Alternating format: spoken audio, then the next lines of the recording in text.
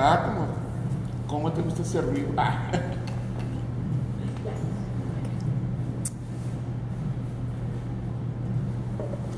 Are you okay? Yep, I'm ready. I'm DeeDee Garcia Blase on the brand new Onda show. Welcome to San Diego, DeeDee. Thank you. It's a brand new show on the Chicano Radio Network Live. And the show is about preserving Chicano history and shining the light on contributions of OGs in the movement, as well as the future generation of Chicanos, where I believe we should pass the torch and continue to never forget what the works of our parents did and our grandfathers did. And so we're here on location at Centro Cultural de la Raza, and I know that you are one of the founders of this art cultural center. Can you tell us about that? We were, you know, during the same time, you know, I know we were kind of in Chicano Park yesterday, but during that period of the civil rights period, you know, we took over kind of almost simultaneously the park, and then we were already using a space here called the Ford Building in Balboa Park. Because you have to understand, Balboa Park is where all the museums are at. The Art Museum, the Museum of Man, you know, and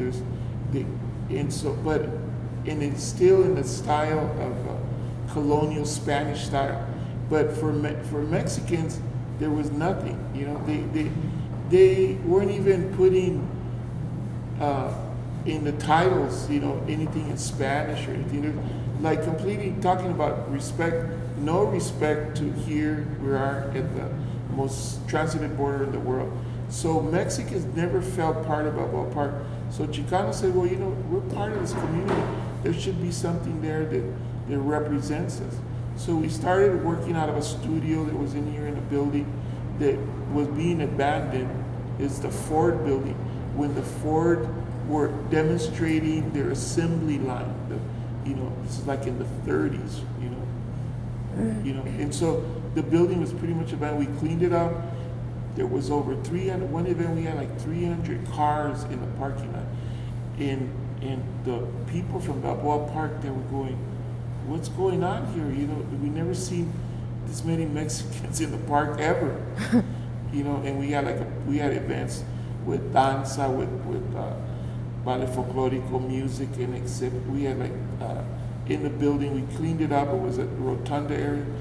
But so those artists were the same ones that went to Chicano Park and started painting. The Centro was almost like this La Dualidad mural that's here. Mm-hmm. It's like our training grounds, to continue painting in Chicano Park. So this Centro's been here since, well, when we first started the Ford Building in 68, 69. And then we had some exhibits in Logan Heights and things like that you know, that's how kind of the movimiento was going on, you know. The artists, there was an influx of a lot of different barrios together. You know, we had something like 45 to 50 barrios in San Diego County. In those, we're trying to merge them together, to work together in, you know, both back and forth. The Centro was very instrumental in doing things not only in Logan, but we would send out people like myself to paint murals in other barrios, North County. It's huge. On top of it, we have all these barrios. We have 19 Indian reservations. So this is more Indian reservations than any other county in the United States. Oh, wow. Who would know, right? Right, We were in I didn't know San Diego that. County. Mm-hmm. And so, you know, when we first began, powwows in conjunction with Native Americans and Chicanos first, because the Native Americans thought we were Spanish, that we were like conquistadores. They were looking at us like conquistadores. It ends up that most of us are more Indian than they are, you know, excuse me to say, you know. Even when we eat a tortilla, we got to realize that that's part of our indigenous heritage, right, you know. Right. I'm always hungry. Now, let me ask you this. Yesterday when we were at Chicano Park, you mentioned, and I liked how you did this, you said that there weren't, back in the Chicano movement, we didn't have our own radio stations, we didn't have our own newspapers, and so you used You saw Chicanos use murals through art to communicate a message. That's right. You know, it was funny because I was silk screening at that time, and I was doing billboards. So dimensions, I was kind of used to big sizes, you know, 12 feet, 14 feet, 24 feet. You know, the billboards are pretty huge.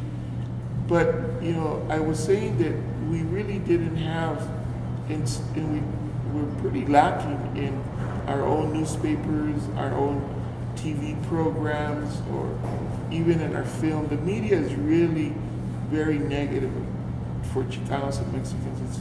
It really hasn't changed very much, and so we had to get the information out to the community. So the mural was kind of a lot of people say, oh, it's propaganda, because we would base the murals on the issues that were affecting that community. If I'm going to Oceanside and the immigration, the undocumented of those flower fields are being hit with insecticides. The women in North County, that's where all the flowers are grown. And they indiscriminately would go spray pesticide right on top of them. They would wet their handkerchiefs and tie them up, and that was the only thing. We had highest birth defects in the United States in North County. Why?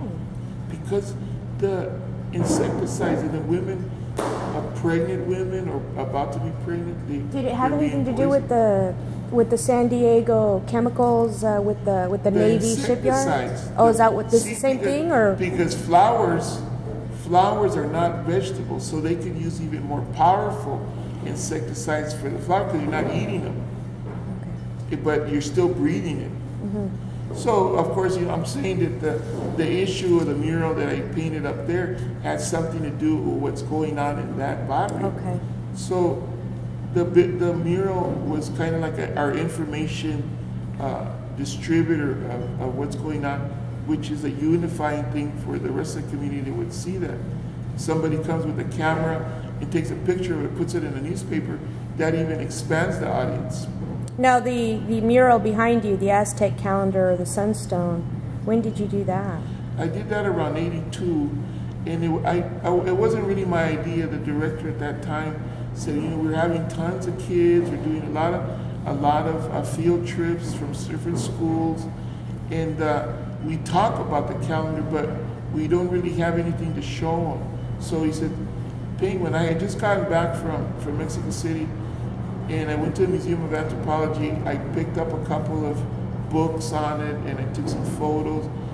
This is the actual size of the calendar, of the real stone. Oh, wow. As you ever want to call it. You know, we were talking about, is it the sunstone? Is it the Aztec calendar? You know, I was saying it's really based on a Mayan calendar, then it's done in the Aztec way.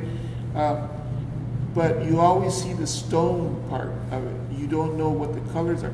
The Aztecs were very into color. They painted, the pyramids were all painted. And so the only way they found out these colors was in the pores of the stone. The anthropologists from Mexico found all the colors that was painted originally. A lot of people do their own style, and they tweak the colors. I love colors, but these are the real colors that the Aztec painted. And the actual size. And the actual size, the actual, you know, the exact diameter and everything. I measured it that way to portray that, and so that way a lot of the artists and teachers here at the Centro, when they talk to the kids, you know, this is what they produced in Tenochtitlan, and you know, you could go by the colors. The colors have different reasons for it. They also, like the oxide tone, is something that was easy for the Aztecs to come up with, this reddish color, for instance. So flowers, the different materials that they used to paint with are reflected in this color, in the color scheme of this particular calendar. If I consider you a pillar of the community, so many people that I've spoken to yesterday at Chicano Park know you. So many people, and you're considered a pillar of this community, Chicano Park, Centro, this place. We're getting people like Corky Gonzalez passed away, Cesar Chavez, Tejerina recently passed away this year, and so people my age, I'm feeling restless, and I'm feeling like we need to preserve that, and we need to, and I feel the power in the Chicano movement. I do, I feel it, and it's time to revisit that. As a person that I look up to, an educator, what in your heart, what message do you want to communicate to young Chicanitos moving on, if you were to pass away tomorrow, God forbid? Well, I've been a teacher for 40-some years in different levels, from university to elementary. So you have different audiences. If I'm speaking to elementary people, my favorite group of students ever is third graders. To do art with third graders is so much fun because they'll paint what they dream about. They don't have peer pressure. But once they're in the fourth grade, Mr. Ochoa, they hand me their work face down. They don't want other kids to see it. They're all, and high schoolers are one way, college students are different. But I think what you're asking is that, it's really should be really basic. I don't like to get really complex because people get, what's a Chicano, and then they get into this whole thing, and I said, instead of going through all that, let's keep it basic, so people can, young people can understand it easily, quickly, clearly. Let's say, I like to say it's got a political attitude, and it's a political attitude to kind of pride, a pride of themselves, as their self-esteem, their familias, and their community, and how they can work together even with more communities. So there's like issues like with teenagers, especially about barrios, you're that barrio, this barrio. We gotta end that. We gotta end it with the controversy that we're different because you live on that side of the street. Let's work together. This is something I think that's all this negativity in movies and TV is affecting our kids. So I'd say pride, a political attitude. Political, is not just Republicans and Democrats. Political, you find it in the Bible, and you guys that are into that, there's Jews and Egyptians and all these different kinds of territory. There's a lot of political things in the Bible. So don't close your mind to it. When you have a political attitude, it's because you know there is racism. You know that there's the fact that we're not in charge of our own history here in the United States.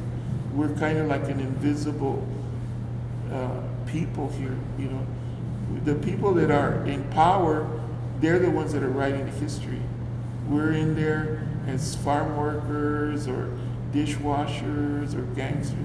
But do you ever hear a virtuoso pianist? We have a 12-year-old. It went all over Europe.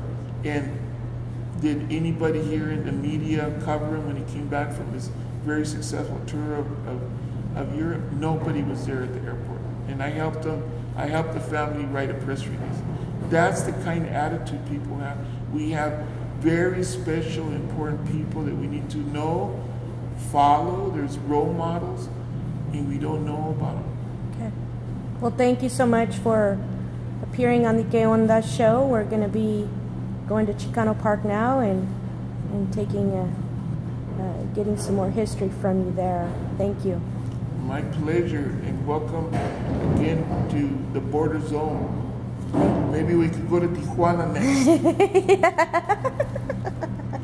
No, because